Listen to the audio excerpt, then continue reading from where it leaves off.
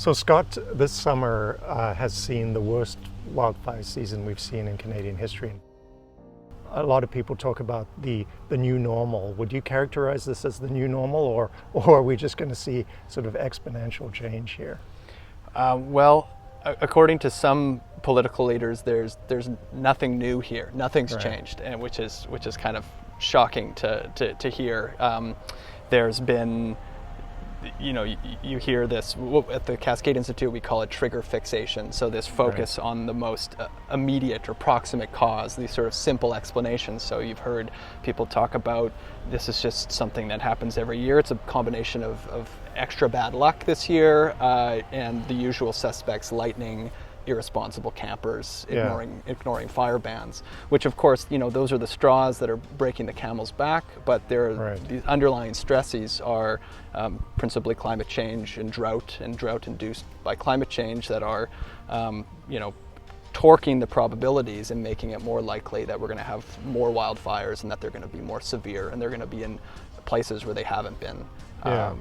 in a long time. Yeah, I mean, even in the Lahaina case, people were using the language of the perfect storm, in the sense that, factors came together that very rarely come together and will very rarely come together again. And yet, as you pointed out, I mean, the underlying stresses have changed to make all of this so much more likely. So what's the solution then to these underlying stresses, and how can we address them, and what can governments and societies do? Yeah, so that's the pickle, of course. Yeah. If these addressing these underlying challenges, climate change, decarbonizing our economy, if that was easy, then you wouldn't see this trigger fixation, this attempt to sort of mislead with these easier explanations. So, one sort of reality that we need to contend with is that even if we were to crank down anthropogenic emissions in Canada or even around the world in the short term, we would still see in the coming years a sort of escalation of some of these climate impacts, including wildfires, just because of the inherent lags in the system. Right. So that means, in terms of addressing the underlying stresses, even if we do kind of the best case scenario, the best job of that we're going to see wildfire seasons like this in the coming years. So in terms of what we should be doing to address them, and governments and policy leaders, a lot of that focus needs to also be not just on emissions reductions, but also on adaptation and specifically doing a lot better job of developing evacuation plans with communities.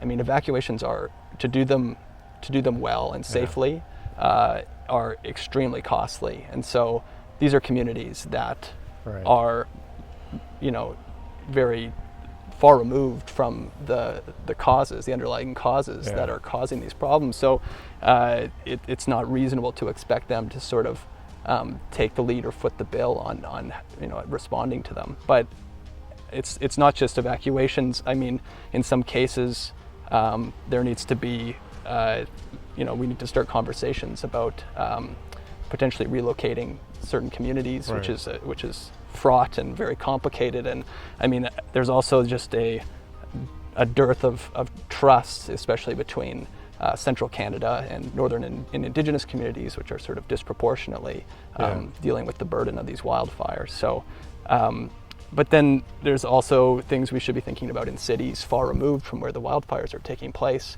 Air filtration. People have to spend more time in the middle of summer inside. Huge challenges there with air conditioning and the electricity demand that sort of coincides with that. So lots of room for action on the adaptation side, and meanwhile we can't sort of sit back. And even if wildfires are going to get progressively worse in the short term, we need to really ratchet down emissions in Canada and support emission reductions globally.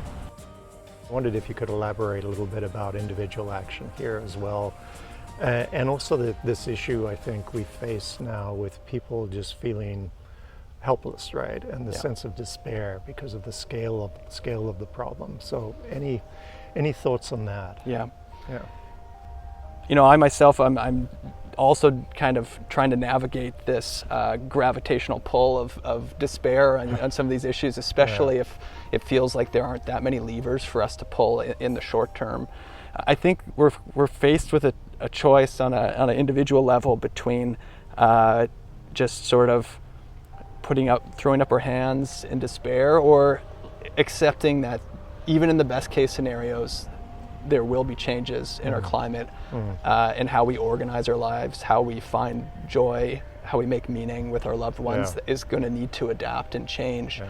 You know, I just want to thank you and your colleagues at the Cascade Institute for the important work you're doing here. And you know, just back to that whole issue around despair. I mean, there's no time for despair, right? We just have to keep working on these issues and adapting as best we can, right? Yeah, absolutely. It's great. Thank you.